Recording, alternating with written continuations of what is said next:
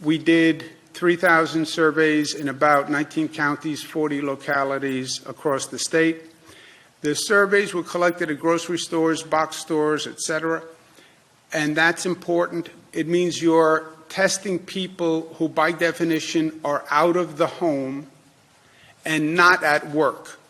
13.9% tested positive for having the antibodies. What does that mean? It means these are people who were infected and who developed the antibodies to fight the infection.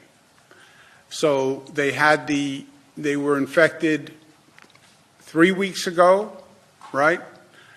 4 weeks ago, 5 weeks ago, 6 weeks ago, but they had the virus, they developed the antibodies, and they are now, quote unquote, recovered. 13.9%, just about 14%. Breakdown male, female. Female, 12% positive.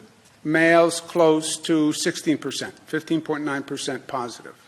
Regionally, Long Island at 16.7, New York City at 21.2, Westchester Rockland 11.7, and rest of state 3.6. By race, Asians about 11.7%, African American 22%, Latino Hispanic 22%. Multi none other 22%, white 9.1%. By age, nothing extraordinary here. We did not survey anyone under 18, so it starts with 18 years old. 18 to 24, 8%. 45 to 54, 16. 75 plus, 13. But it's a small percent of the total. Again, how many 75-year-olds were out shopping and about? That is the group that's supposed to be isolating because they are the most vulnerable, 65 to 74 also. If the infection rate is 13.9%, then it changes the theories of what the death rate is if you get infected. 13% of the population is about 2.7 million people who have been infected. If you look at what we have now as a death total, which is 15,500, that would be about 0.5% death rate. But two big caveats. First, it's preliminary data. It's only 3,000.